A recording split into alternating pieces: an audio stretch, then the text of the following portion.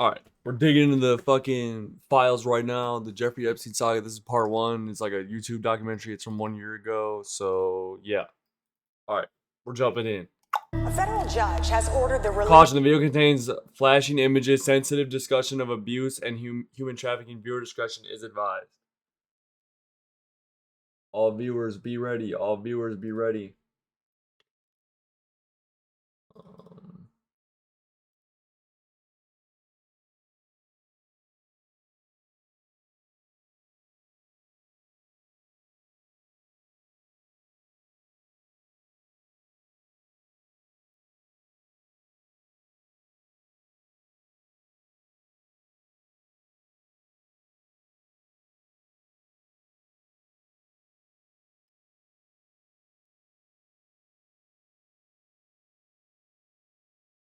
Of the identities of dozens of people mentioned in the court documents related to convicted pedophile Jeffrey Epstein. The papers could reveal more than 150 people who were associated with Epstein. Epstein was an operator. Even if you take the absolute minimalist view of what Epstein could have been up to, I mean, he was a crook through and through. How many other people has this happened to? How many other stories are sitting in a vault, in an ABC News or an NBC News vault, of powerful people that they wanted to preserve their relationship with?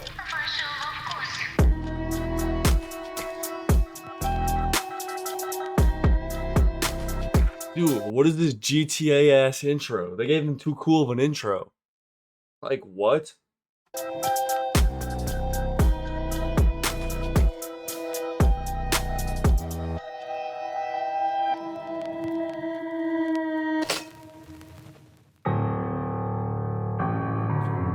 Oh, this shit might be too loud. Is that better for y'all? Was that too loud? Sorry.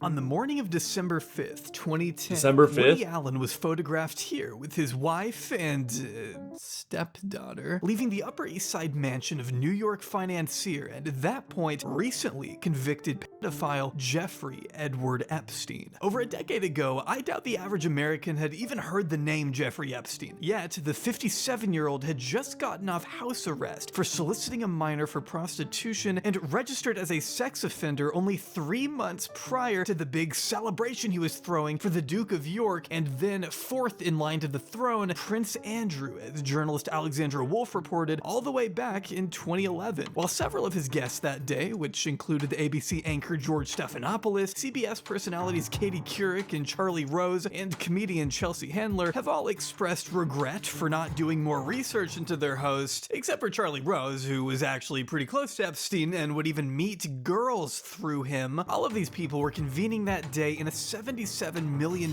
mansion that would later be dubbed a House of Depravity by Epstein's victims. Physicist Lawrence Krauss, despite knowing exactly why Epstein had spent time in jail, told the Daily Beast in 2011, "I do not feel tarnished in any way by my relationship with Jeffrey. I feel raised by it."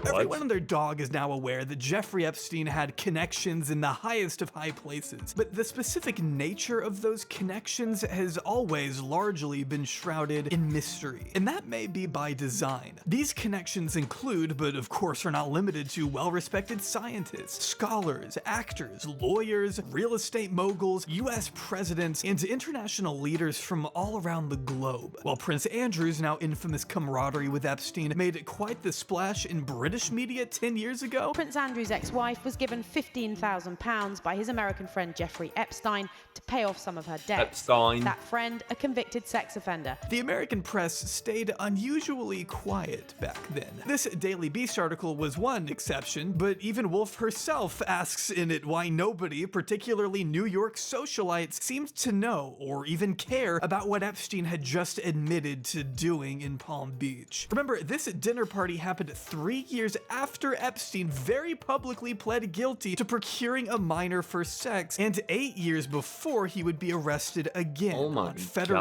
charges of human trafficking, then die under mysterious circumstances that remain the subject of intense debate today, even becoming somewhat of a running joke. Thank you so much, James. Yep. And remember, Epstein didn't kill himself. Okay, got it. Very clever. Remember.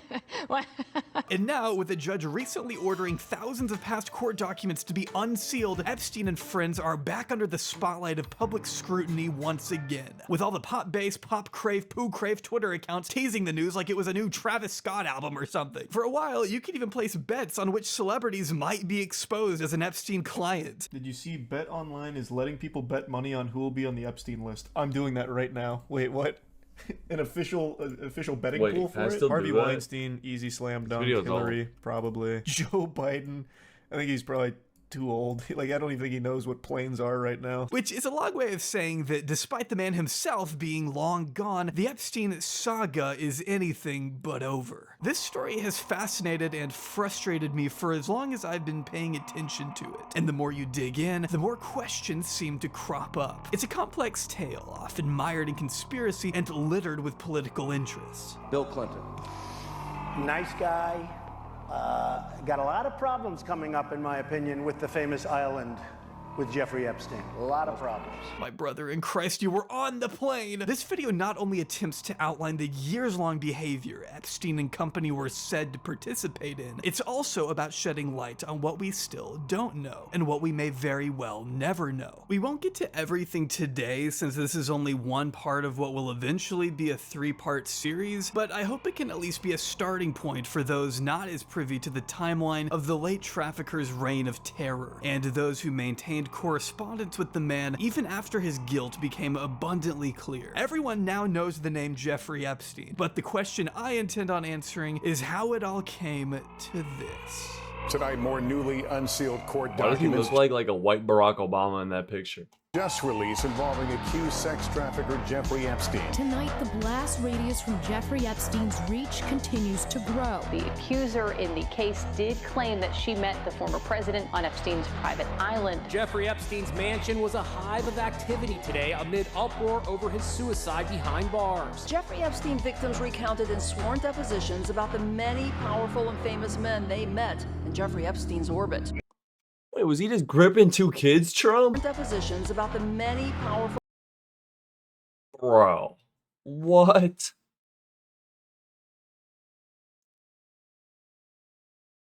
and famous men they met in Jeffrey Epstein's orbit. I don't know what to make out of these documents. I don't know how these lists were compiled. I have nothing to do with that. You know, that's not my business. What I'm concerned about is my brother's murder. I'm talking about Jeff Epstein, the New York financier. Yes! We're talking about the same Jeff Epstein. No. Yes. No. Yes. I never heard. Oh, it was a big story in the news. Huge. Jeff Epstein. Yes. I'm pretty sure, with respect, if there was some news about Jeff Epstein, I would have heard. But let's just... What? Pause for a moment here and allow today's sponsor, Ground News, to help us understand how Jeffrey Epstein, Jimmy Kimmel, and my mortal enemy as a Cowboys fan, Aaron Rodgers, all wound up in the same sentence recently. See, the Ground News app and website gather related news articles from around the world and provide context of any bias that could be affecting its reporting is one of the most interesting features of Ground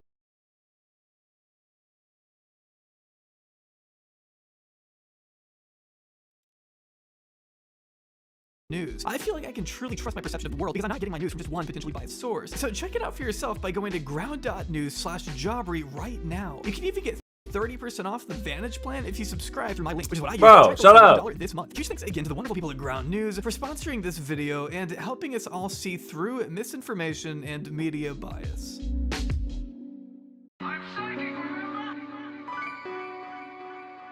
Lots of people doing lots of hard Lots of people doing lots of hard work. And hard work didn't translate into success either. It wasn't what you do or how hard you work. And what I learned in Dalton later is lots of it in fact turned out to be not necessarily who you knew, but who you came in contact with.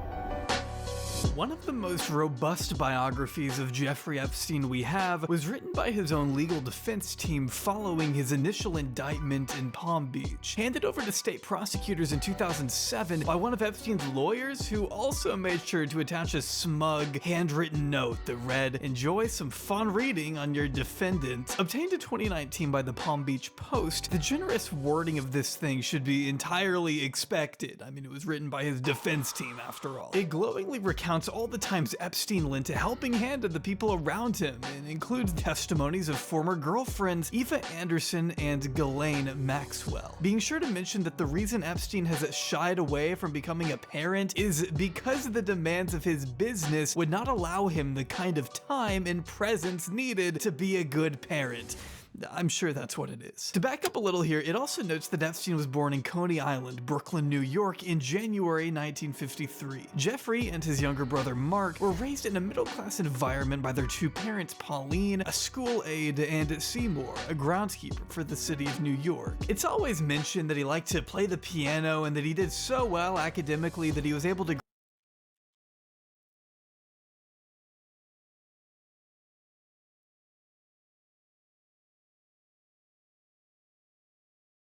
graduate Lafayette High School 2 years early when he was just 16, before going on to study math and physics at the Cooper Union for a few years. Epstein never graduated, but he did transfer to NYU, where he would also not graduate. So the natural question becomes, how did a two-time college dropout get a job teaching math at the prestigious Dalton School the same year he left NYU behind? After all, the Dalton schools produced a number of notable alumni, including Chevy Chase, Anderson Cooper, Sean Ono Lennon, and specifically while Epstein was there, Prudence Murdoch, daughter of Fox News founder Rupert Murdoch, and actress Jennifer Grey, according to NPR. The New York Times reports that the school's headmaster at the time Epstein was hired was Donald Barr, who, fun fact, is the father of William Barr, the U.S. Attorney General under Trump, who you may know for being in charge of the DOJ when Epstein died in custody decades later. Which is Bro, what?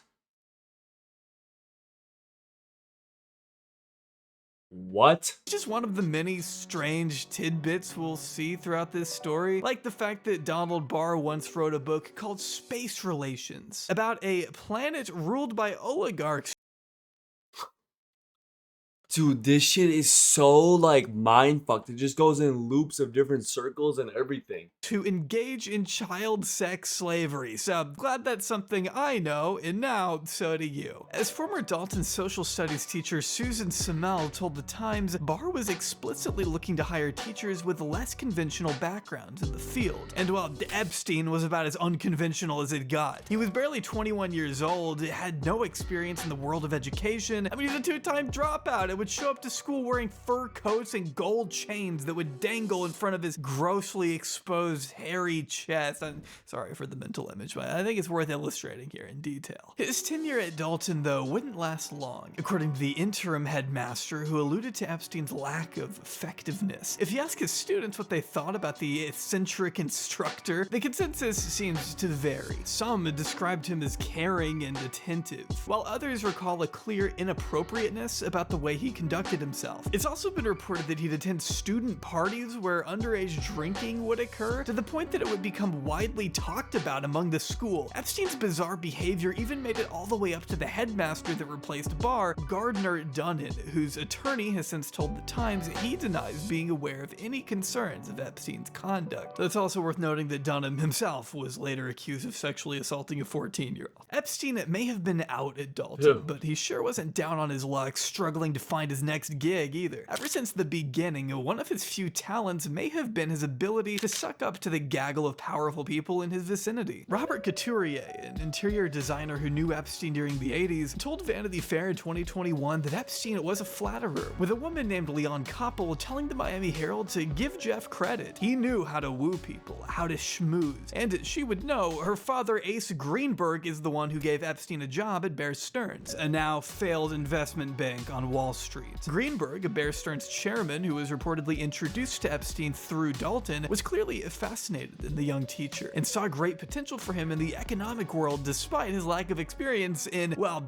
anything that wasn't sniffing the farts of the most powerful people in the room. Something I find odd is that Epstein miraculously kept finding himself in these highly desirable job positions when he was less than qualified to fulfill them. He was a lackluster candidate at best, yet he was still, for some reason, being paid by billionaires like Leon Black extraordinarily well, better than most money managers would have been getting paid, in fact, begging the question, what exactly made Epstein so uniquely appealing to these people? I mean, they could have hired anyone in the world to do a better job for a way lower rate. It doesn't make sense. But Black and Greenberg weren't the only fans of the underqualified 20-something. Even the future CEO of Bear Stearns, James Kane, was happy to take Epstein under his wing during his time at the firm, as Time magazine reported that Epstein worked his way up from a lowly junior assistant to a floor trader before becoming a limited partner in 1980. The same year, Cosmopolitan crowned him Bachelor of the Month, with this little magazine snippet that claimed the 27-year-old talks only to people who make over $1 million a year. If you're a cute Texas girl, write this New York dynamo at 55 Water Street. All I can hope now is that no Texas girl actually did that. He left the next year to start his own thing, but continued trading with Bear Stearns until their collapse in 2008, around the time Epstein was experiencing somewhat of a collapse of his own. But don't worry.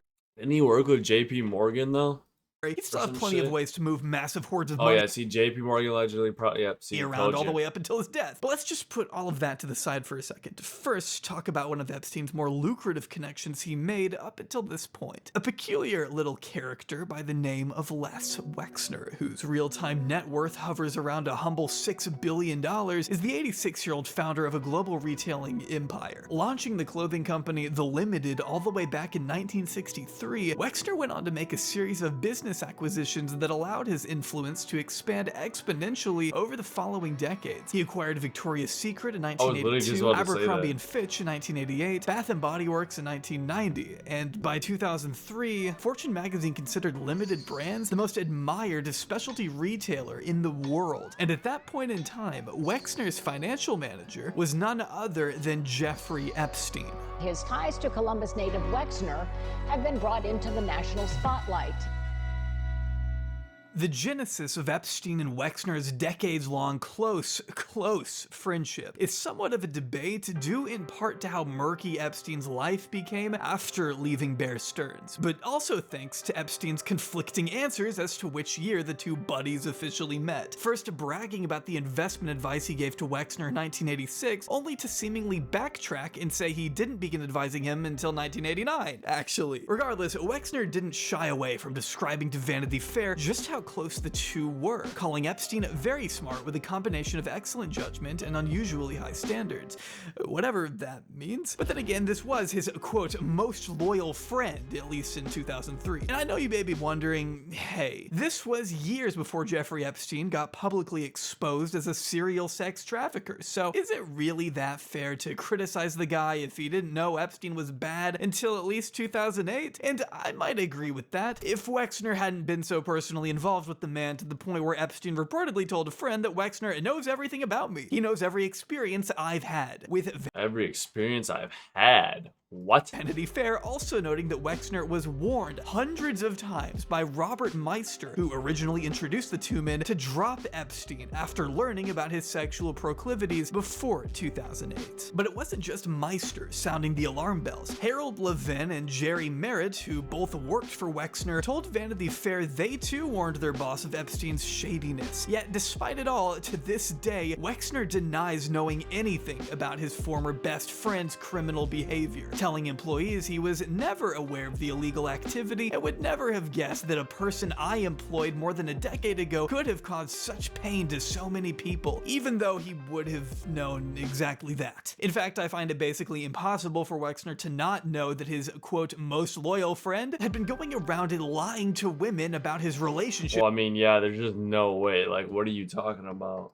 with Victoria's Secret by falsely labeling himself a modeling recruiter, according to one police report, which also included the claim that Epstein had groped model Alicia Arden in 1997. And that's not to mention when a year prior, an artist named Maria Farmer reached out to authorities claiming Epstein had assaulted her while working on Wexner's Ohio property. She filed a police report, but somehow Wexner never caught wind of any of that, I guess, and didn't cut ties until 18 months after charges were brought against Epstein in Palm Beach. In fact, Epstein not only remained Wexner's power of attorney for almost 2 decades, he also served as a trustee on the board of the Wexner Foundation, oversaw the construction of his super yacht, and even drafted a prenup for Wexner and his wife. And if that wasn't enough, Wexner would reportedly sell Epstein a Boeing 727 for $10 million.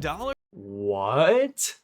In 2000, and also allow Epstein to take possession You gave of his him a whole plane, multi-million-dollar Upper East Side mansion for the low price of free, which is a long way of saying that there's a special place in the afterlife for bro, this dude was getting them girls all over Mr. Wexner. What?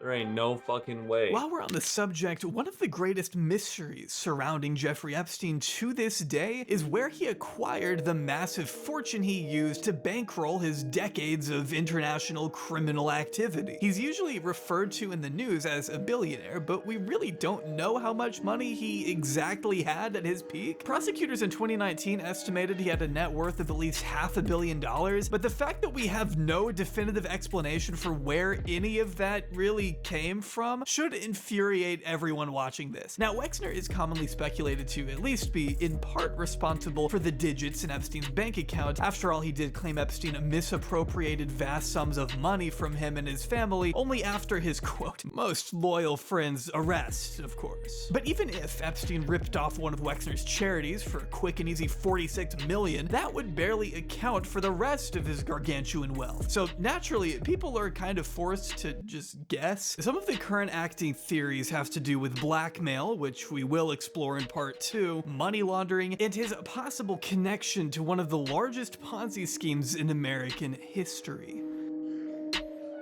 There's a little gap in the resume we've discussed so far. After working for Bear Stearns and before becoming Les Wexner's appointed hatchet man, Epstein began his own consulting firm, working as a bounty hunter in his own words to help clients recover stolen money, which further brought him into contact with some very rich individuals, claiming he wouldn't do business with anyone not a billionaire, even brushing elbows with members of international governments, as Vanity Fair wrote in that 2003 article. Maybe this is why law enforcement discovered a mysterious passport after a raid on his home in 2019, which exhibited Epstein's image next to a fake name and a noted place of residence in Saudi Arabia. I promise we'll get to the Ponzi scheme thing in a second. Okay, we're almost there. His lawyers at the time said he needed this fake ID for protection as a Jewish person traveling regularly to the Middle East. Why was he going to the Middle East, you ask? Well, one of Epstein's clients at this time was identified by journalist Vicky Ward as Adnan Khashoggi, who, among other things, was a middleman in the Iran-Contra scandal who helped smuggle cash for the Marcos family out of the Philippines. During his travels over Bro, what? Dude, this literally could be the most insane movie or like video game ever made. Like, what the fuck is happening? overseas is where Epstein was reportedly introduced by alleged arms dealer Douglas Leese, known for his involvement in a multi-billion-dollar weapons deal between Saudi Arabia and the United Kingdom, to American businessman and future convicted fraudster Stephen Hoffenberg. Hoffenberg, over the next several decades, would spend 18 years behind bars for his involvement in a $475 million financial scheme that he now says Epstein masterminded. Okay, see, I told you. What the fuck? Dude. What? Get to the Ponzi scheme thing. Dude, Epstein's net worth must have been like $3 billion or more. It just took a minute, but thanks for sticking by. Hoffenberg told NPR in 2019 that he considered Epstein to be brilliant, extraordinarily gifted and talented in convincing people to buy from him. And also, he was a criminal mastermind, by the way. The criminal enterprise that Hoffenberg is describing rather openly here went by the pretty uncreative name of Towers Financial. Hoffenberg and his self-described best friend, Epstein, who worked as a paid consultant through the 80s and 90s, 90s, ran a team of people on Wall Street, investment people that raised these $1 billion illegally, as Hoffenberg told CBS News, feeling the need to emphasize he was my guy, my wingman, which is personally not a term I would use My to describe wingman, that is Jeffrey crazy Epstein work. in Yeah, you want Jeffrey Epstein to be your wingman? I don't know about that. any circumstance, but over the course of 5 years, prosecutors alleged the company raised 9 figures, almost $500 million of investors' money by selling them fake bonds. They'd then use the money to repay earlier investors while pocketing the difference. A classic Ponzi that you may be shocked to hear lasted as long as it did, but keep in mind, this was a pre-Bernie Madoff era, so a financial fraud of this scale was almost unheard of in the early 90s. The strangest part of it all, however, is that despite multiple parties being so able to recall Epstein as a prominent component of the Ponzi scheme, Epstein himself was never charged alongside his buddy Stephen Hoffenberg, who pled guilty to 5 criminal charges in 1995. As Terrence Corrigan, a lawyer representing over 2,800 people, dude, this dude got scapegoated so many times for no reason. Like, why? defrauded by Towers, told CBS, as I understood, Epstein was sort of a senior VP. If he was not the number 2 guy, he was certainly the number 2 or number 3 person at the firm. I know we saw organization charts, and yes, Epstein's name was on them, with another attorney, one representing Towers Financial, reinforcing Corrigan's memory. Epstein was a consultant at Towers Financial. I met him there, and I drafted a consulting agreement as I was an attorney at the company. I remember him. Epstein was even mentioned in a lawsuit against the company filed by the Illinois Department of Insurance, who, now you're probably wondering, why was Illinois involved? Well, they claimed Towers had carried out an illegal transfer that violated Illinois law. As you can see here, Epstein's name appears in their documents multiple times, yet for whatever reason, Epstein never once appeared as a defendant in the 1993 federal case against Hoffenberg. Although Hoffenberg's testimony to the grand jury included mention of Epstein being the mastermind behind the whole thing, dude, this dude's the mastermind of fucking everything. Dude, there's gotta be so much dirt on these fucks that he had that, yeah, this dude could have probably ran the world. He has so much dirt on everyone. Apparently he's the mastermind of like everything. So I can't even imagine on what he has all these fucks. Reported by Julie K. Brown, Epstein was nonetheless dropped from the case for reasons that are still unknown today.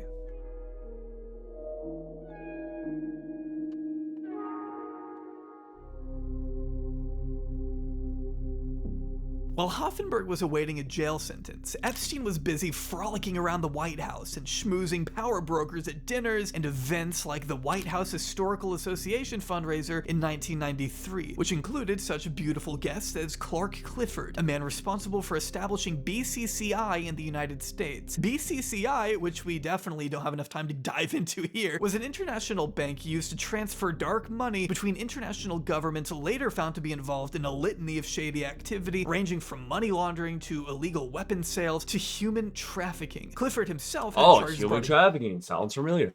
Dude, how is all this shit connected to Epstein? Against him that would be dropped, not because prosecutors thought he was innocent all of a sudden, but because of Clifford's poor health the same year that he attended this fundraiser with Epstein. Frankly, the idea that a man accused of helping to facilitate one of the biggest Ponzi schemes in American history could avoid prosecution and immediately pal around with some of the wealthiest and most powerful people in the country at an exclusive White House fundraiser is enough to turn anyone into a conspiracy theorist.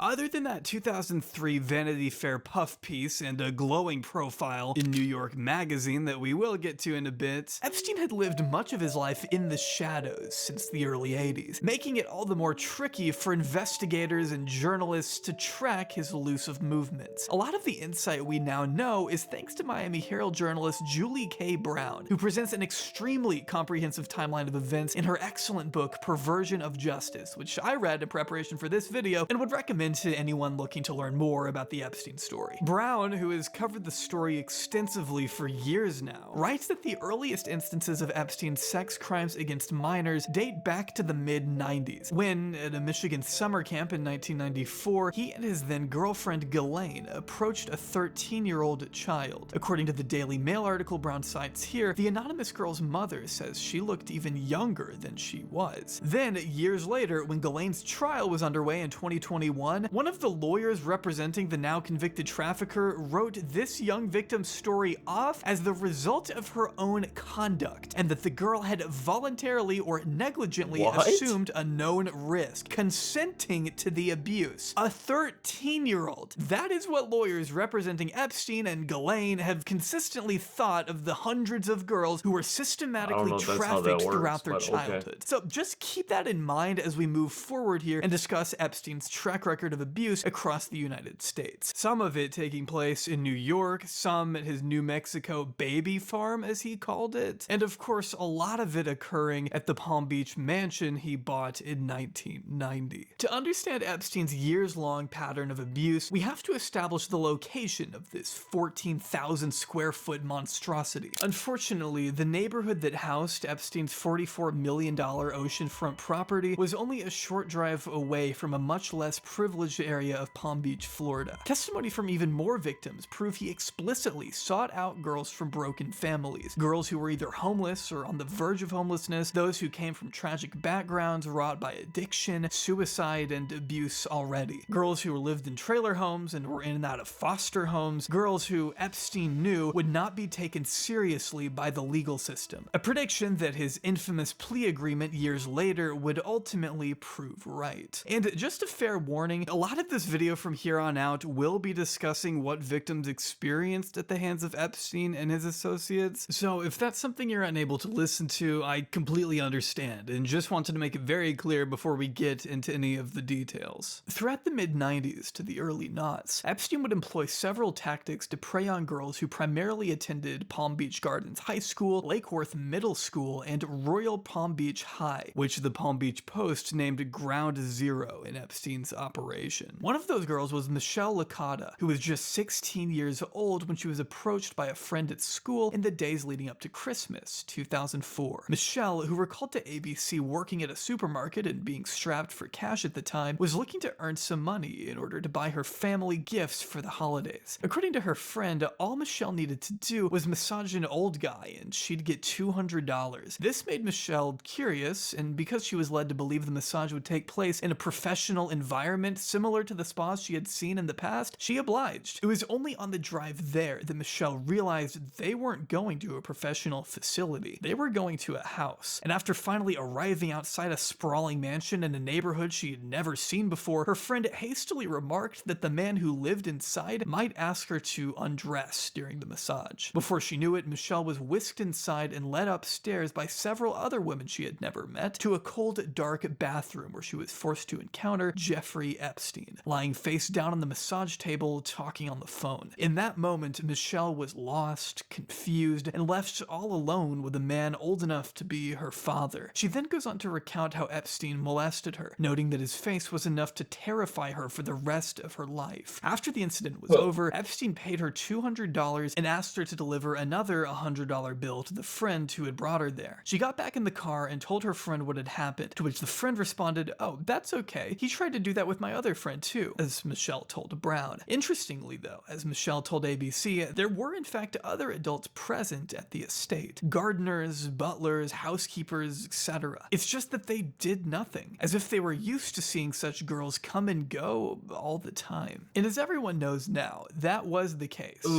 did this frequently. When Palm Beach police began interviewing teenagers in 2005, they were astonished at what dozens told them about Jeffrey Epstein. Every girl that meets Jeffrey starts off with giving him a massage. The more you do with him, the more you make. Basically, if you take off your clothes, you're gonna make more. If you let him do things to you, you're gonna make more. I did it naked, but I wouldn't like let him touch me or anything like that. Sick. So after that, he's like, you know what? He's like, listen, I'll pay you $200 for every girl that you bring to me. She's like, oh, do you need to make any extra money? I'm like, yeah. She's like, okay, I can give you, like $200. It's this older guy in Palm Beach. he gets a lot of massages from girls, you know, that's all she told me. He asked me to take my shirt off, so I took my shirt off, and that was it. Did you ever take your panties off and be completely nude? Every now and then, yeah. It's like a train. It's like, I introduce them to all my friends, she'll bring her friends, and then will bring her friends. It goes on and on. Having underage girls come to his house to abuse was like a constant need for him, which unfortunately drastically impacted the trajectory of these young girls' lives. One victim by the name of Carolyn, who was abused by Epstein starting in 2001, testified in court that she had become addicted to pain pills and cocaine in an effort to block out the abuse she endured at 14 years old. She claimed to have visited Epstein. That's fucking sick. Upwards of 100 times growing up, and that she was at his Palm Beach residence 100 times? 3 times a week? Holy shit. Multiple times a week for years. Carolyn tragically passed away of a fentanyl and methadone overdose in October 2023. Although police were able to identify a little over 30 victims in 2015, Julie Kate Brown later discovered through her own research around 80 girls abused by Epstein just in Palm Beach alone. And those are only the ones we know about. Considering the wealth and the powerful connections Epstein would use as leverage over his young victims, it's no surprise that these girls were reluctant to speak with anyone about what had happened to them. Some, like Michelle, didn't even tell her parents until the police came knocking at her door a year later. Even now, there are victims who understandably don't want their identities out there. One anonymous woman in particular outlined these feelings to ABC in 2019. I almost felt scared to talk. Like, was I going to get in trouble? Did I do something wrong that I could be arrested? I was young. I had blamed myself for all these years. I was definitely scared to talk. But that's not to say some girls hadn't been talking from the beginning. Farmer says she reported the assault to the FBI, but she told us it wasn't for another decade, just before Epstein's first arrest in 2006. This has got to be a presidential. That an agent finally appeared at her. This shit has to be a presidential cover-up. Cause wait, okay, look at it like this: Bill Clinton.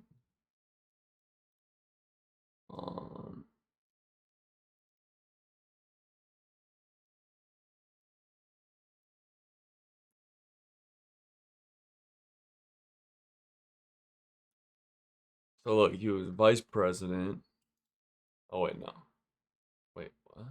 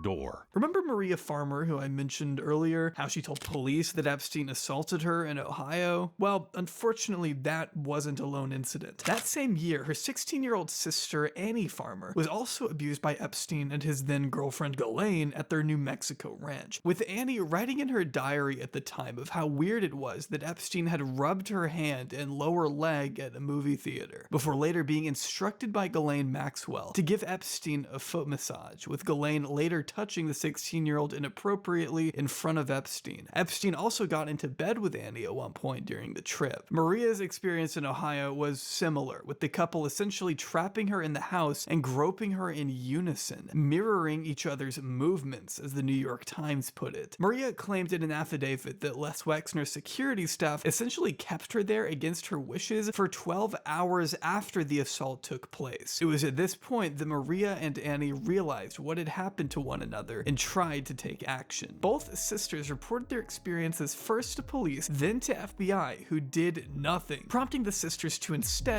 Dude, this dude had to have paid them off or something, bro. There's no way. Speak with Vanity Fair journalist Vicky Ward on the record in 2002. Being tasked with writing the now infamous profile The Talented Mr. Epstein for the magazine, you would think that Ward would obviously publish the allegations and expose Epstein and Ghislaine once and for all. Only somehow that didn't happen. Sure, the article did briefly reference Epstein's affinity for, quote, mostly young girls, among a sea of other breathtaking quotes used to humanize the man, such as, quote, Epstein is charming, and, quote, many people comment there is something innocent, almost childlike about Jeffrey Epstein, making sure to hammer home the generous $25 million donation he had just made to Harvard for the creation of a mathematical biology and evolutionary dynamics program in Epstein's name. The article made zero mention of the allegations Ward had been told by the Farmer sisters. Since the release of this article, the blame for this little blunder has been pointed at numerous parties. Ward blames Vanity Fair's then editor-in-chief, Graydon Carter, for succumbing to Epstein's intimidation. Oh my god, that dude looks scary already. Tactics, and not including the allegations. It looks like a kid trapped in a man's body. Like, what the fuck? Editor-in-chief Graydon Carter. Looks like a little baby stuck in a man's body. For succumbing to Epstein's intimidation tactics, and not including the allegations out of a combined lack of sympathy for the victims, and that he actually believed Epstein's story over theirs. While Carter has referred to Ward as a serial liar, Isaac Chotiner offered an extensive analysis of the claims made on both sides in his article last year for The New Yorker. I would highly recommend checking it out in full, along with Ward's 2 responses, to get the full story of what happened, but it ultimately boils down to a massive he said, she said. It's true that Carter does have a reputation of repressing stories in the past and seems pretty biased toward Epstein, according to transcripts released by Ward, but it should also be noted that Ward herself went on to write 2 more controversial pieces on Epstein. One in 2011 that praises Ghislaine pretty heavily, and another in 2008 where she describes Epstein as, quote, perfectly charming, as he has been to me for years now, telling him over the phone, well, I guess you and I have a history by now, huh, Jeffrey? To which he responded, you know how many girls say that to me? In fact, Maria Farmer herself alleges it was Vicky Ward who ratted to Ghislaine about the sisters going to the FBI. Before all that, I was already in hiding because of Vanity. Dude, she told Ghislaine that she was... Bro, what? Like, why? Bro, there's gotta be so much shit on Jeffrey and Ghislaine, bro. It's gotta be insane. Like, they know so much about so many people, and then vice versa. Like, this shit is crazy. It's so Vicky connected to everyone and everything. Ward is, I'm going to tell you right now, she's a Dude, if those Epstein files ever do come out, bro, it's gonna be like one of the craziest days in history ever. monster. She's a And there's like 300 gigabytes of like videos or some shit that have never been released. And I hope they're not released, but I hope they do say like what's on each video, if that makes sense. true monster. Because it's probably a bunch of CP. She's not a hero. We had to send a cease and desist letter because she's harassed my family for so long to try to save her face, because she told Ghislaine Maxwell over drinks that I reported them to the FBI. Can you believe that? Holy shit. And so Oh, sorry, I didn't this mean was to in swear. 2002. But In wow. 2000, no, please, I cursed my head off. She, for a year, promised us our safety for a whole year. And see, I didn't meet with Graydon. I met with Vicky. And so Vicky's the one that's responsible here, because she was the person who promised us our safety, and she promised us that she would protect the story, right? Since then, she calls and threatens, I own your story. I can write your story. I mean, she's a real piece of work. Those at Vanity Fair had a responsibility to do right by Epstein's accusers then and provide a voice for the voiceless in 2003. But because they didn't, Epstein was able to continue his pattern of amusing girls for years. One thing I can assure you, though, is that this wasn't the last time Epstein's accusers would be given the cold shoulder by the media. In 2019, shortly after Epstein's death, a leaked video would make make the rounds online, depicting ABC journalist Amy Robach expressing disdain for the network quashing an exclusive interview she conducted with Epstein victim Virginia Giuffre years before the sex trafficker was ever arrested on federal charges. On a hot mic, Amy can be seen here telling her off-screen producers during a commercial break that she had the story 3 years ago, and that the network offered a myriad of excuses as to why they wouldn't air Virginia's story back in 2015. I've had the story for 3 years. I've had this interview with Virginia Roberts. We would not put it on the air. First of all, I was told, who's Jeffrey Epstein? No one knows who that is. This is a stupid story. Then the palace found out that we had her whole allegations about Prince Andrew and threatened us a million different ways. We were so afraid we wouldn't be able to interview Kate and Will that also quashed the story. And then Alan Dershowitz was also implicated in it because of the planes. She told me everything. She had pictures. She had everything. She was in hiding for 12 years. We convinced her to come out. We convinced her to talk to us. It was unbelievable what we had. Clinton. We had everything. I tried for 3 years to get it on, to no avail, and now it's all coming out, and it's like these new revelations, and I freaking had all of it. I'm so pissed right now. Like, every day I get more and more pissed because I'm just like, oh my God, it was what we had was unreal. Other women backing it up. Hey, yep. Brad Edwards, the attorney, 3 years ago, saying there will come a day when we will realize Jeffrey Epstein was the most prolific pedophile this country has ever known. And I had it all 3 years ago. A big factor here seemed to be Queen Elizabeth's son, Prince Andrew, whose name you likely associate with Jeffrey Epstein already. It's true the two have been photographed together on numerous occasions. He did say in a hugely infamous interview after Epstein's final arrest that he weirdly did not regret his friendship with the sex trafficker, which is an insane thing to say, before stepping back from his royal duties in the wake of some pretty understandable outrage. Amy, though, says that it was partly the royal family who applied pressure on the news outlet after learning what Virginia's allegations were. As subsequent court documents reveal, Virginia stated under oath that Epstein and Ghislaine began trafficking her in 2000 when she was still a teenager, and that she was instructed by the pair to have sex with Andrew on 3 separate occasions in New York, London, and on Little St. James Island in 2001, claiming she was paid $15,000 in at least one of these instances. Somehow, as Business Insider recently reported, this allegation was not considered pertinent by the judge in this defamation case Virginia had brought against Epstein and Ghislaine, despite this widely circulated photo showing a 17-year-old Virginia standing next to Prince Andrew and Ghislaine Maxwell just hours before one of the assaults, according to Virginia. But because ABC chose not to air any of this in 2015, these claims were not made public until 2019, to which Buckingham Palace immediately denied just before Prince Andrew made probably one of the biggest PR mistakes I've ever seen in my entire life. This utterly painful interview that has gone on to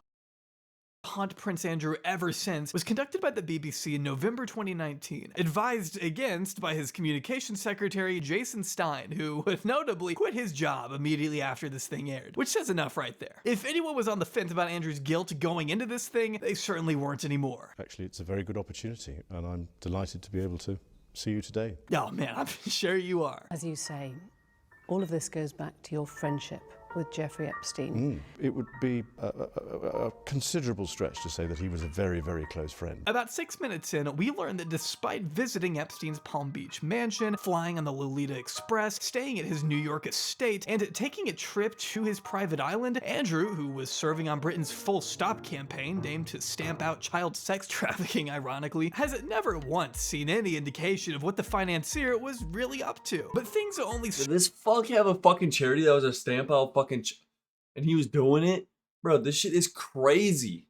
Start to get worse when the interviewer asks about Epstein's 2006 indictment, which is also the same year that Andrew invited Epstein out to his daughter's 18th birthday party across the pond. But even if Andrew was somehow not aware of any investigation by the time he sent that invitation, if he were truly innocent like he claims, he would have officially cut all communication in 2006, you'd think, right? I mean, after the indictment, he's no more talking to the pedophile, right? And that's something he says he maintained until 2010. Keyword there, until 2010. Well, I ceased contact with him after... Wait, 2010? That's after his 2008 court conviction. What? I was aware that he was under investigation, and that was later on in 2006. Oh, he just fucked up. What an idiot. Yeah, bro. You're done. Wrap it. Put the fucking keys on. Get the cuffs. And I wasn't in touch with him again until 2010. So Why were you in touch with him again after the 2008 court case? Bro, what? I just This is why Ooh, she's pissed, bro. I don't understand the point of this interview. You are admitting to millions of people that you knowingly hung out with a convicted pedophile 4 years after you say you cut him off. What, did you just change your mind? You were against pedophilia in 2006, but you got a change of heart in 2010, and we're supposed to think you're innocent? By December of 2010, you went to stay with him at his New York mansion. Why? Why were you staying with a convicted sex offender? What, he had a sleepover with the convicted fucking felon? Bro, what? Dude, this shit is crazy. Like, there's no way you would go... Like, what? Right. Now, I went there with the sole purpose of saying to him that because he had been convicted, it was inappropriate for us to be seen together. You didn't give him a call? You didn't just cut off the shit? You said, yeah, let me see it in person. Let me see your wiener in person, basically. Like, what are you talking about, bro? Well, that plan really worked out, huh? You were literally photographed with him on that trip. I felt that doing it over the telephone was the chicken's way of doing it. What? The chicken's way of doing it? What? I had to go and see him and talk to him. Yeah, man, we wouldn't want to disrespect the convicted pedophile. Yeah, oh my god, I didn't just cut him off. And we had an opportunity to go for a walk in the park. Bro. And that was the Dude was going on lunch dates with his little fucking boyfriend. Conversation, coincidentally, that was photographed, which was when I said to him, I said, look, because of what has happened, I don't think it is appropriate that we should remain in contact. Prince Oh, let's hide the sleepovers, basically what he's saying. Andrew thinks you are stupid enough to believe that someone just happened to snap a picture of him during the exact moment he was telling Epstein, hey man, you're a pedophile, we can't hang out anymore. Does anyone on the face of the earth believe that? You let him throw you a party with all those guests I mentioned earlier. We decided that we would part company, and I left, I think it was the next day. Yeah, just had to get one more night in at the pedo palace, huh? He didn't go into any great depth in the conversation about what I was doing, or what he was doing. Very, very unfortunate Freudian slip there. Who advised you then that it was a good idea to go and break up the friendship? Did that come from the palace? Was Her Majesty the Queen involved? No. You can tell he's extremely careful in this interview not to implicate the rest of his, well, slightly important... His buddies.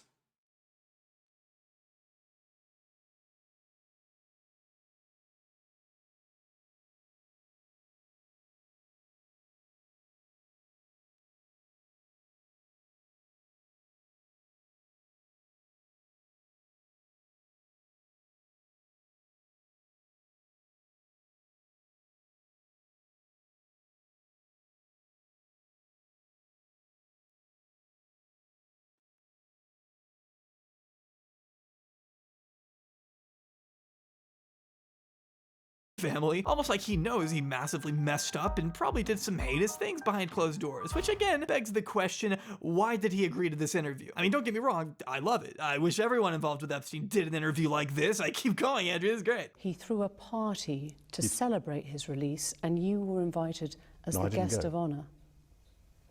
Oh, it was a small dinner party. There were only 8 or 10 of us, I think, at the dinner. If there was a party, then I'd know nothing about that. You were invited to that dinner as a guest of honor. Well, I was there, so there was a dinner. I don't think it was quite as you might put it, but yeah, okay. I was there at a dinner. Yeah. Okay, let's say it was a dinner. Okay, you moron. It doesn't matter. It doesn't matter how many people came. You were still having a ball, yucking it up with your friends, the sex traffickers. You said you went to break up the relationship, and yet you stayed at that New York mansion several days. I'm wondering how long. But I was doing a number of other things while I was there. But you were staying at the house of a convicted sex offender. It was a convenient place to stay. Oh man, I love how I just get. It was a convenient place to stay? Bro, oh no, I clicked off. It was a convenient place to stay. What are you talking about, bro? Like, what? still having a ball, yucking it up with your friends, the sex traffickers. You said you went to break up the relationship, and yet you stayed at that New York mansion several days. I'm wondering how long. But I was doing a number of other things while I was there. But you were staying at the house of a convicted sex offender. It was a convenient place to stay. Oh man, I love how he just gives up at a certain point. Like, you knew she was gonna ask these questions. Why are you shocked that you're having to answer for your behavior? I mean, he is only a little entitled, I guess. The guy did grow up in a literal castle. At the time, I felt it was the honourable and right thing to do. My judgment was probably coloured by my tendency to be too honourable. You heard it here first, everybody. The honorable thing to do is meet with a guy you know is a pedophile in person to tell him you can't be friends anymore over the course of a 4-day dinner party extravaganza. Like a genius. I mean, I just can't wrap my mind around this. So why wouldn't you announce this breakup when you got back? Why wouldn't you publicly explain what you'd done? Oh, that's a great question. And the answer is because he's lying. He didn't take that trip to break up with him or whatever. That's an excuse he came up with from the looks of it 30 minutes before this interview. But, you know, that's just my guess. One of Epstein's accusers, Virginia Roberts, has made allegations against you. She says she met you in 2001. She says she dined with you, danced with you at Tramp nightclub in London. She went on to have sex with you in a house in Belgravia belonging to Ghislaine Maxwell, your friend. Your response? I have no recollection of ever meeting this lady. She described dancing with you and you profusely sweating. I have a peculiar medical condition, which is that I don't sweat, or I didn't sweat at the time, and that was, oh actually, yes, I didn't sweat at the time, and it's only because I have done a number of things in the recent past that I'm starting to be able to do that again. So I'm afraid to say that there's a medical condition that says that I didn't do it, so therefore. So in the midst of very shamelessly lying about his sweating habits, Andrew goes on to rattle off a detailed alibi for himself on the specific evening that Virginia says the assault took place. And that's before he goes on to say that, no, he might have met Virginia. And yes, in fact, he has seen the photograph of the two of them together, but strangely, he's unable to offer a convenient excuse for why such a photo exists. Other than, hey, maybe it's fake, right? And mind you, this was before the days of Midjourney and Dolly, so if there's anyone out there who genuinely thinks this is the result of some master Photoshop work, I'd love to meet them, shake their hand, and ask them to get their eyes checked. You think it is you next to her in the photo? Oh, it's definitely me. I mean, that's a picture of me. It's not a picture of. I don't believe it's a picture of me in London, because when I go out in London, I wear a suit and a tie. Oh yeah, here's a photo of him in London without a suit and tie, by the way. He even looks like he's sweating a bit. If the first half of this interview was bad, the second half is almost unwatchable. He's stuttering all over the place, desperately in search for the right excuses, while knowing deep down there is no way he could sell this thing. He's struggling to remember even the most basic details of the defense his team no doubt coached him to say. When was your last contact with her? It was earlier this year, funny enough, in the summer. So even though he had So he's hitting up the victims, or Ghislaine Maxwell? by then been arrested and was facing charges of sex trafficking. No. This was early spring, I think. It was long, because when was he arrested? July. Wait, dude was still contacting him like the year before he was arrested? Like, dude, you knew in like 2010. No, it was before July. And that was the last time? Yeah. Because Did you discuss Epstein at all then? No. No, actually, funnily enough, no, not at all. It's just an awesome way to end it. So when did you see Ghislaine? Oh, this summer, after Epstein got caught? Oh, when was that? July? Oh yeah, that was way before that. Long time before that, I can promise.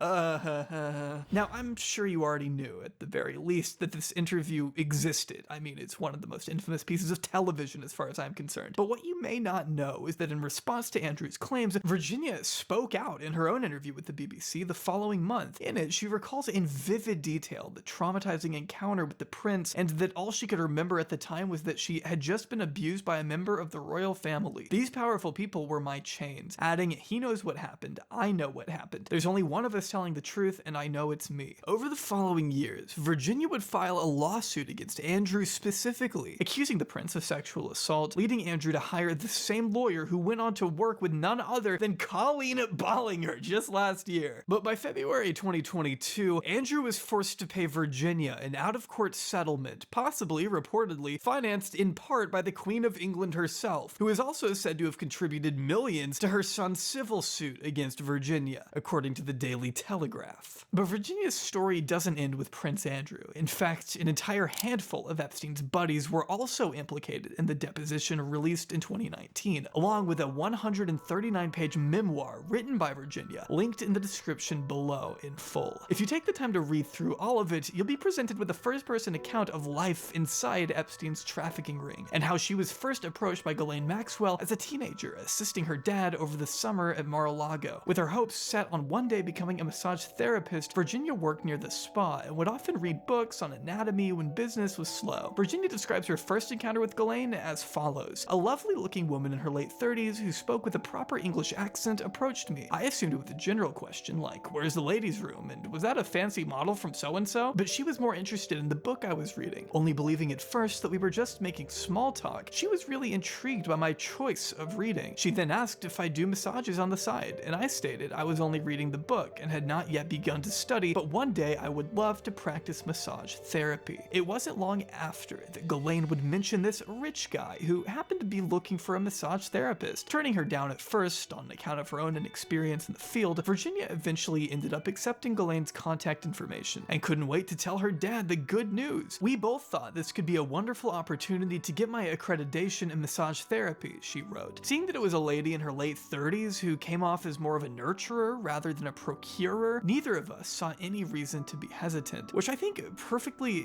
encapsulates the way Epstein and Ghislaine would weaponize these girls' personal aspirations against them. They knew exactly how to manipulate the desires and interests of their victims to extract what they wanted. What started off as this exciting chance to pursue her dreams turned into one of the darkest periods in Virginia's life. But it was supposed to be, a massage therapy. And I thought, wow, that might be a good job to learn. And when I met him, he was just in jeans in front of his mansion and just seemed like a regular guy. I had no idea what was going on.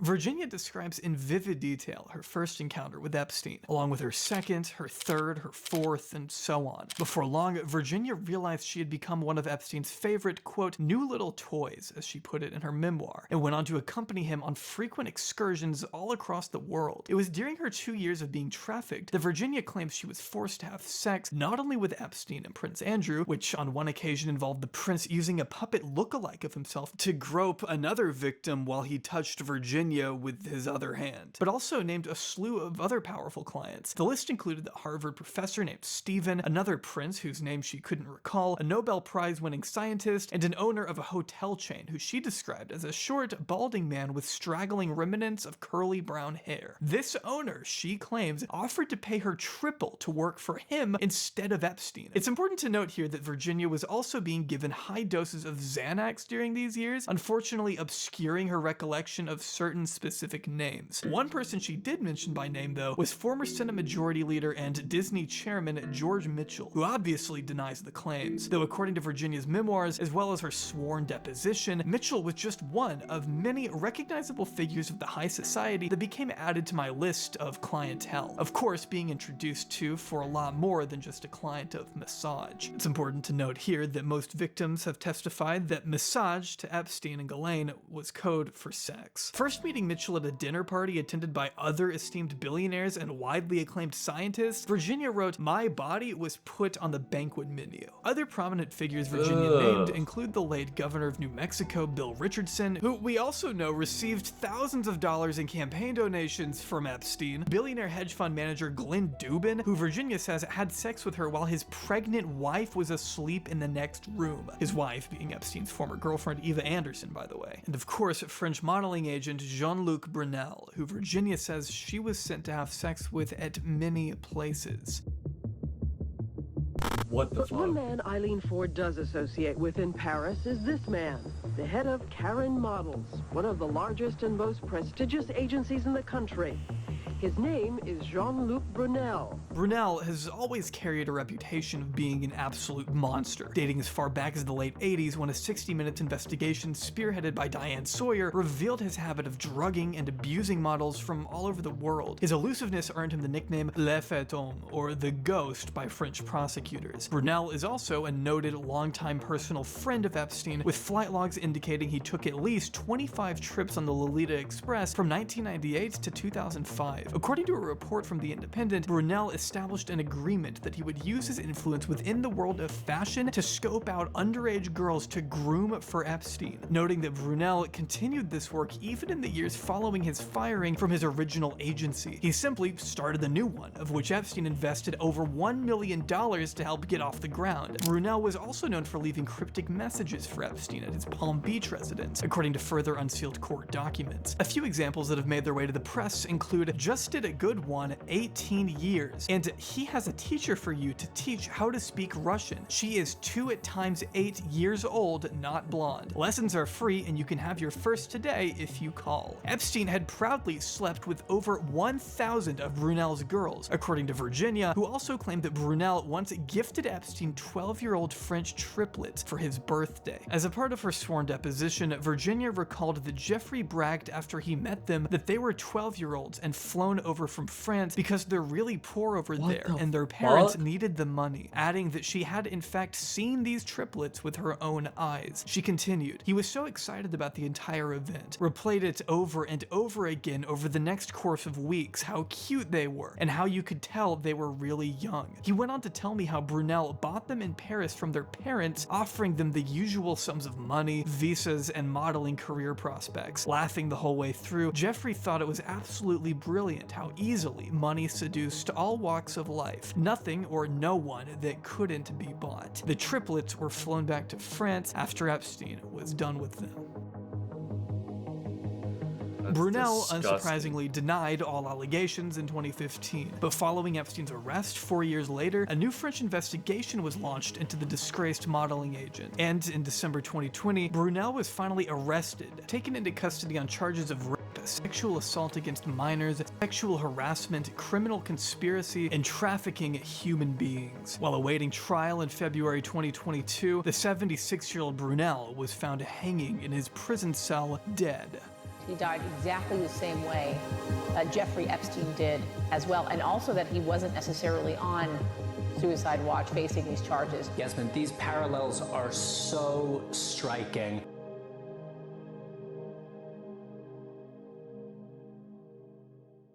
Virginia saw a lot of famous people during her time with Epstein, one being Les Wexner, who she said she had sex with possibly more than 5 times, according to unsealed court documents. Some additional names Virginia mentioned were MIT professor Marvin Minsky, who she says had sex with her on Little St. James Island, billionaire Tom Pritzker, and of course Simpsons creator Matt Groening, who she claims to have given a foot massage during a flight to Los Angeles, recounting how she almost threw up at the shape of his feet. Writing in her memoir, he had yellow, crusty toenails that even someone with a chainsaw would have had troubles cutting through. And then there was the fluffy balls of leftover pieces of sock wedged between the crevices of his sweaty toes. In return, he allegedly compensated her with a drawing of Homer and Bart Simpson made out to her brother and father. Amidst the vast sea of names implicated by Virginia, however, there was one very notable person that stood out among the rest. I don't really know why you like to defend these high-profile clients. Do you regret it at all? And did you ever see anything untoward about Mr. Epstein? Alan Dershowitz is a criminal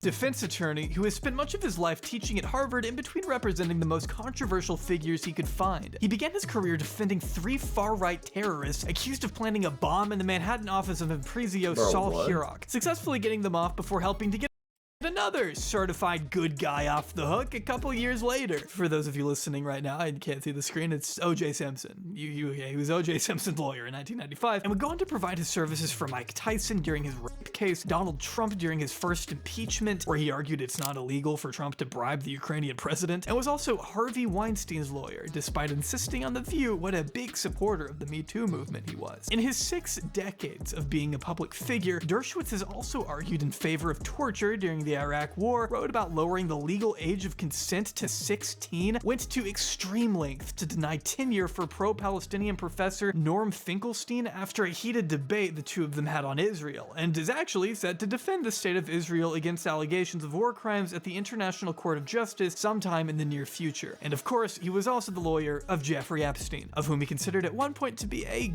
good friend. In fact, when asked if he'd still be close to Epstein in the event the financier could no longer afford legal counsel in 2003, Dershowitz replied, "Absolutely. I would be as interested in him as a friend if we had hamburgers on the boardwalk in Coney Island and talked about his ideas." What ideas? When he was writing his book, he told Vicky Ward that the only person he'd send drafts to outside of his immediate family was Jeffrey Epstein. Ward also notes that Dershowitz was thrilled to meet none other than Prince Andrew at Epstein's Manhattan residence one time, even letting the prince hang out in the back of his lectures. I'm thrilled that all these papers have come out.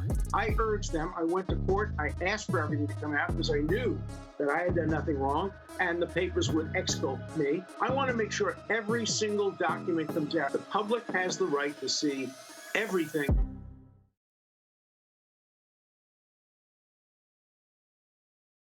Virginia Giuffre first accused Alan Dershowitz of sexual abuse in a 2014 sworn affidavit, claiming under oath that she was forced to have sex with the professor on at least 6 separate occasions, even appearing to get physically sick as she tried to describe the alleged encounters to attorneys. The first time she ever met the Harvard professor, Virginia said on the record, was at the office of Epstein's Manhattan home, which we know from the Vanity Fair article Dershowitz was known to visit. While she stresses it's hard for her to remember things chronologically, she says she is able to recall the most recent time she had sex with Dershowitz, which allegedly happened on an airplane in Massachusetts, as well as the first time in Epstein's bedroom minutes after the financier had left the room. Dershowitz walked in, and Virginia claims they had sex on a red velvet chair. Afterwards, Epstein asked Virginia if he enjoyed it, to which she told him yes. She also claimed that Dershowitz participated in sexual activity in a black limousine involving herself, Epstein, Dershowitz, and another young girl on the way to Dershowitz's house. Virginia also emphasized just how aware Dershowitz was of all the other young girls constantly around Epstein, stating in her affidavit, Dershowitz was so comfortable with the sex that was going on that on one occasion he observed me in sexual activity with Epstein. Virginia also alleged she witnessed Dershowitz having sex with another one of Epstein's young victims at one point, a blonde girl who she assumed to be underage. Dershowitz has since lashed out hard against Virginia, who he's referred to as a borderline pathological liar out to destroy his career in pursuit of money. What happened next was a complicated years-long series of lawsuits in which Virginia went after Dershowitz for defamation, causing Dershowitz to countersue, eventually concluding with a settlement in 2022. After this settlement, Virginia told reporters that she, quote, may have made a mistake in accusing Dershowitz of abusing her. This has now given Dershowitz the green light to openly parade his supposed innocence in a barrage of media appearances, telling everyone who will listen about how wrongfully victimized he was by an attention-seeking liar, and that this is what finally exonerates him. But that's not exactly a fair characterization of the settlement, according to Virginia. As Dershowitz was taking his public victory lap, Virginia told the Daily Beast in an exclusive statement, I was shocked to read that Alan Dershowitz is claiming that our mutual dismissal of our lawsuits against each other somehow exonerated him. The litigation was very stressful and damaging to my family and to my health. We have endured years in which Mr. Dershowitz asserted my charges against him were a lie, made up out of whole cloth, perjury, and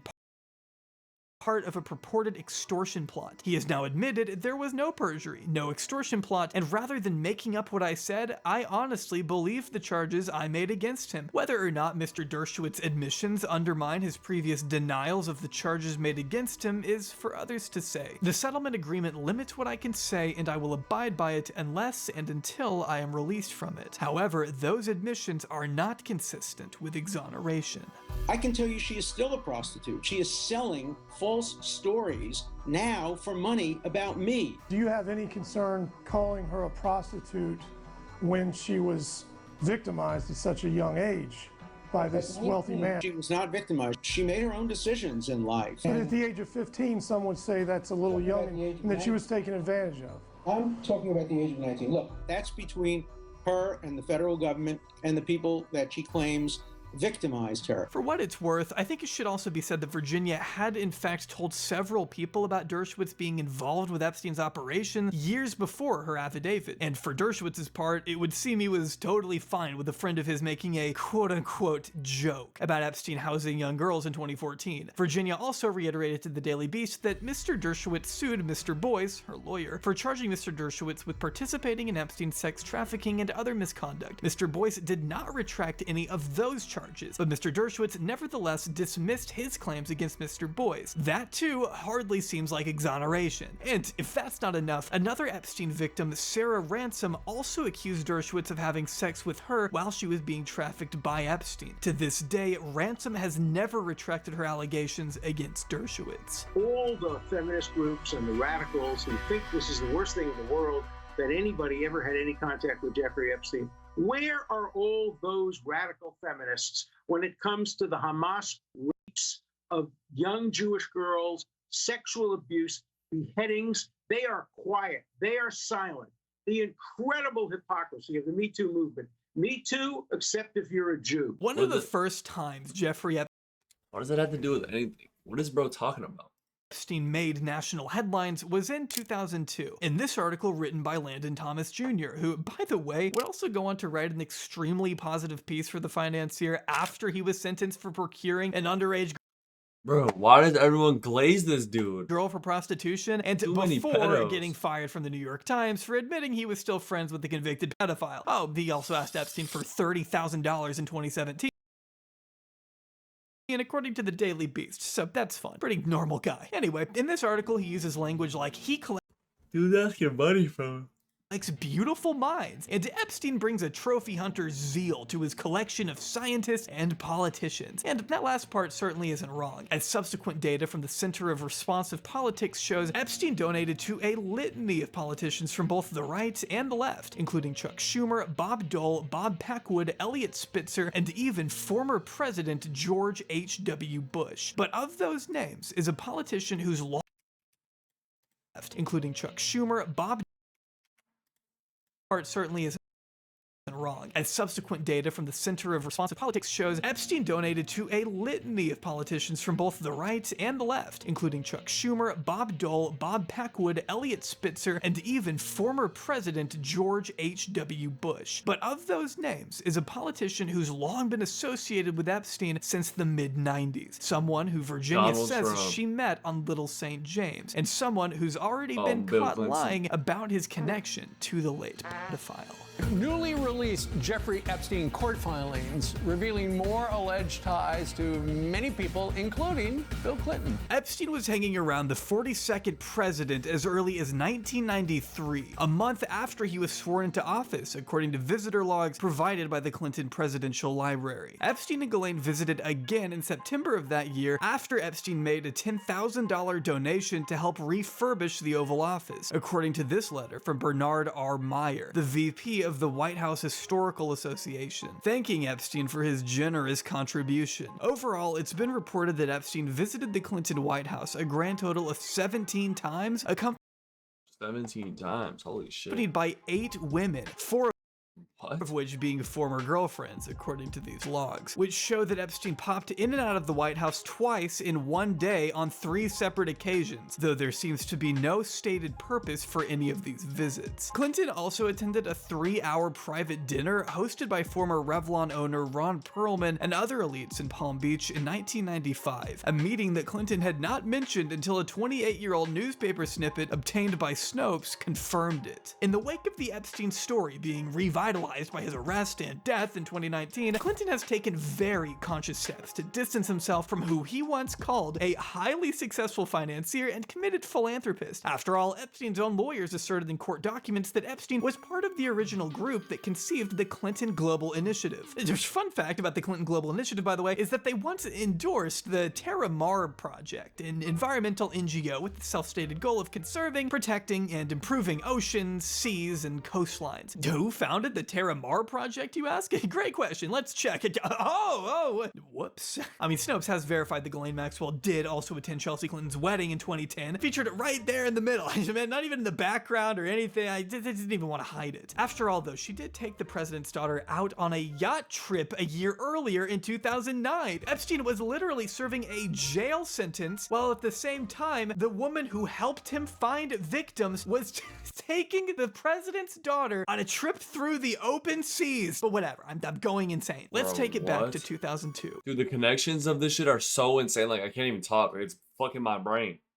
When Landon Thomas Jr. wrote for the first time about the Clinton-Epstein World Tour extravaganza the two men embarked upon, visiting New York, Paris, Bangkok, Brunei. Dude, they went on a fucking diddler buddy day. Norway, Morocco, Brussels, and need I go on, all in hopes of providing humanitarian aid for continents like Africa, spreading democracy, empowering the poor, and combating HIV and AIDS, according to a Clinton spokesperson shortly after the trip. Some of the other notable passengers on this famed international excursion included the likes of Chris Tucker and Kevin Spacey, who you can actually see sitting here on Queen Elizabeth's throne next to Ghislaine. According to the Daily Telegraph, they were taking a tour of Buckingham Palace led by Prince Andrew. I love recurring characters. In fact, despite Clinton originally insisting he had only taken 4 rides on the Lolita Express, flight logs indicate Clinton actually took at least 26 rides on Epstein's private jet shortly after leaving office between 2001 and 2003, an assertion that he still has not directly responded to. You wonder why that is. It's pretty out of character for him to lie to the American public, I think we all know. Virginia has never made any allegations of wrongdoing against Clinton himself, but her assertions do go a little further than what the former president has admitted to doing. Virginia stated in her sworn deposition that she personally met Clinton on Little St. James Island at least twice during her travels with Epstein, something that Clinton has long denied across the board, describing in her memoir an alleged dinner where there were only a few of us eating at the dinner table. There was Jeffrey at the head of it all, as always. On the left side was Emmy, another Epstein recruiter, Ghislaine, and I. Sitting across the table from us was Bill, with 2 lovely girls who were visiting from New York. Bill's wife, Hillary's absence from the night made it easy for his apparent provocative, cheeky side to come out, teasing the girls on either side of him with playful pokes and brassy comments. There was no modesty between any of them. We all finished our meals and scattered in our own different directions, strolling into the darkness with 2 beautiful girls around either arm. Bill seemed content to retire for the evening. Now, to Clinton's credit, flight logs obtained through an FOIA request have presented no evidence that he attended the island. Now, yes, he flew with Epstein more times, way more times, than he originally cared to admit, but those same flight records also don't do a lot to imply he ever visited Little St. James. But along with Virginia's sworn deposition, we also have former Clinton aide Doug Band, who Clinton kept in his inner circle even after leaving the White House. Band himself has even flown on the Lolita Express. Bro, dude, this circle shit goes deeper and deeper president, and just deeper. to give you an idea of how close these two were. Band has also alleged for years that Clinton has in fact visited Little St. James, specifically in January of 2003. Band did not attend this alleged visit, as he told Vanity Fair it was one of the few trips he declined. It's worth noting the Clinton camp has provided detailed travelogue entries of the period in question that do not contain a visit, as Vanity Fair goes on to clarify. But then you have Steve Scully, a former employee of Epstein's in charge of the island's telecommunications for 6 years, who not only claimed to have seen Prince Andrew groping and kissing Virginia near a pool, he says, but also stated in the Netflix documentary Filthy Rich that he once witnessed Bill Clinton sitting on a porch on the island next to Epstein. Virginia only doubling down in the documentary with, "I remember having dinner with Clinton. He was there and I never saw him do anything improper. I wish, he would just come clean about it, like, yeah, I was there, so what? Who cares? I didn't see anything going on." Well, I mean, if he said that, bro, come on. If you know the backlash he would get. Connection with Jeffrey Epstein?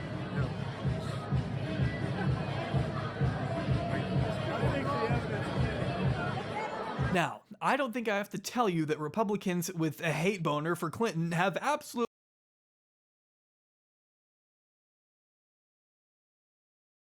done everything they can to emphasize his murky relationship with the billionaire, or millionaire. I guess we don't know how much Epstein was really worth. And I don't think there's anything wrong at all with bringing up those connections. I mean, you should ask questions about it, especially when you consider Clinton has lied about it. But those on the right who only single out Bill Clinton's relationship with Epstein should probably look in the mirror. Well, I knew him like everybody in Palm Beach knew him. Yeah, him and Trump were best friends. Jeffrey Epstein's words, not mine. They were best friends for 10 years. In Palm And they were Beach knew friends him. for He was a decades. fixture in Palm Beach. I had a falling out with him a long time ago. I don't think I've spoken to him for 15 years.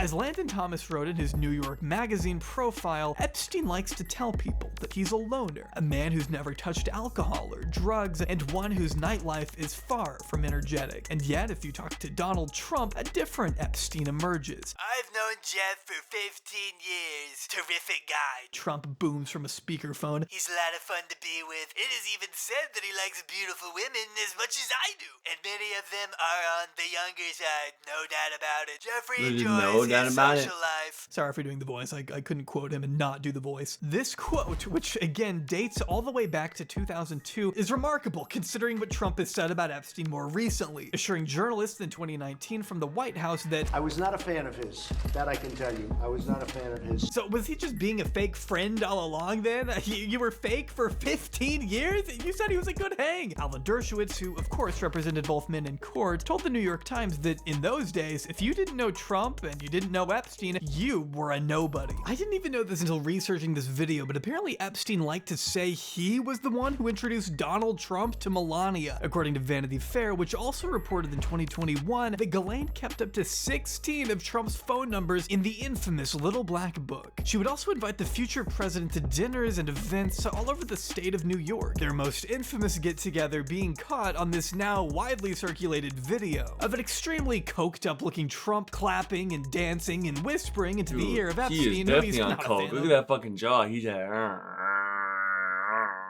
by the way, the pair is standing in front of a swarm of young models at a private Mar-a-Lago party and seem to be having a grand old time. I'm sure you've seen the video, but what you may not know is that the same year this was filmed, Trump and Epstein held another private party in Palm Beach where 28 women were in attendance. The only men at this party, though, were Trump and Epstein, at least according to the man who supplied the women. George Horaney of American Dream Enterprises tells the New York Times that he actually warned Trump of Epstein's proclivities toward young women, asking Trump in disbelief, "You're telling me it's you and Epstein? I know Jeff really well, and I can't have him going after younger girls." While Horaney says he had to ban Epstein from events, Trump didn't care about that, a claim that goes directly against what one Trump campaign manager later said, which is that Trump did eventually stop letting Epstein hang around events because he was too creepy, which in my opinion is a little out of character for Donald Trump. It's hard to deny Trump's reputation with women, especially younger women, isn't exactly the greatest. There is definitely some indication that Trump was aware of the young girls in Epstein's vicinity. Some insight coming from his future White House aide, Roger Stone, who told the New York Times in an effort to defend Trump, I think, that the former president once said the swimming pool was filled with beautiful young girls. How nice, I thought. He let the neighborhood kids use the pool after seeing Epstein's home in Palm Beach. And to make matters even more strange, journalist Craig Unger concluded his Vanity Fair examination of Trump and Epstein's relationship with the following passage. An associate of Epstein's, who asked not to be identified, told me that Epstein showed him one photo of Trump with a topless young girl. In another, the source said Trump is with two girls who are said to be laughing as they point out what appears to be a wet spot in an unfortunate location on his pants. The description of the photo suggested that it was a semen stain, but the photos have never been released. Release the fucking photos. Come on, dude.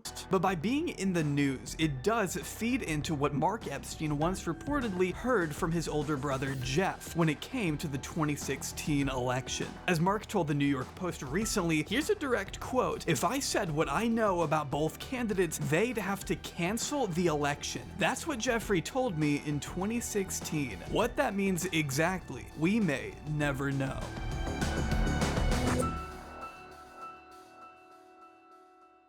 The two New York natives wouldn't stay friends forever though. While the exact reason for their split is still uncertain, it seemed to happen around 2005 when Epstein threatened to sue Trump over his purchase of a 65,000 square foot property Epstein had set his sights on, which was also once owned by Les Wexner, by the way, another fun fact. The thing never actually went to court, but it's been reported that Epstein himself once theorized that it was actually Donald Trump who tipped off local police in Palm Beach as a kind of retaliation for of the threat. Sure, we know Trump is a petty guy, but authorities ultimately began looking into Epstein because of what young girls in the community had been saying. Unfortunately for them, the efforts of these prosecutors would tragically prove pretty feckless.